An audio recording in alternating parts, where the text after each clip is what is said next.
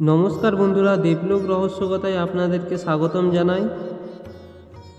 আজকের ভিডিওটি হলো বাড়িতে সত্যনারায়ণ পুজোয় কেন সিন্নি প্রসাদ দিতেই হয়।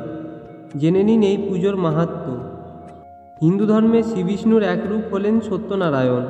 তিনি হলেন চিরকালীন সত্যের মূর্ত প্রতীক।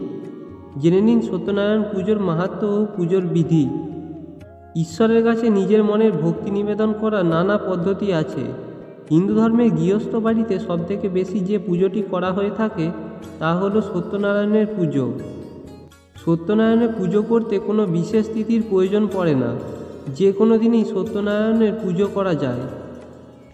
তবে একাদশী ও পূর্ণিমায় সত্যনারায়ণের পুজো করা বিশেষ শুভ বলে মনে করা হয়। বিষ্ণুর অন্যতম রূপ হলেন সত্যনারায়ণ। তাকে নারায়ণও বলা হয়ে থাকে, যা চিরসত্য, তারই প্রতীক হলেন তিনি।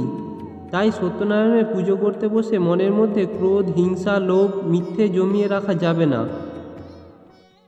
সত্যনারায়ণ পুজোর একটু সিন্নি প্রসাদ দিতেই হয়। এর ফলে সত্যনারায়ণের আশীর্বাদ লাভ করা যায় বলে প্রচলিত বিশ্বাস রয়েছে। সত্যনারায়ণের মূল প্রসাদ হলো এই সিন্নি, তাই খুব যত্ন নিয়ে সিন্নি বানানো জরুরি। কিভাবে সিন্নি বানাবেন তার বর্ণনা সত্যনারায়ণের পাঁচালিতেই রয়েছে। পরিষ্কার কাঁচা পোশাক পরে হাত ভালোভাবে ধুয়ে তবেই সিন্নি তৈরি করবেন।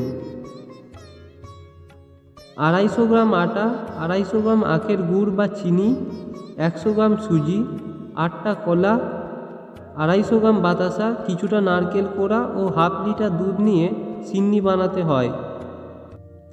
এছাড়া এর মধ্যে 1 চামচ ঘি ও ফলের টুকরো মিশিয়ে দিতে পারেন। সঙ্গে মেশাতে পারেন কাজু, কিশমিশ ও আমসত্ত্ব। মূলত পূর্ণিমা বা সংক্রান্তিতেই গ্রাম বাংলায় সত্যনারায়ণের পুজো সিন্নি দেওয়ার প্রচলিত রয়েছে। তবে কোনো মনস্কামনা পূরণের জন্য সত্যনারায়ণের পুজো দিলে তাতে সিন্নি অবশ্যই দিতে পারেন। আজকের ভিডিওটা এই পর্যন্তই। ফিরে আসছি পরের ভিডিও নিয়ে। ভালো থাকবেন।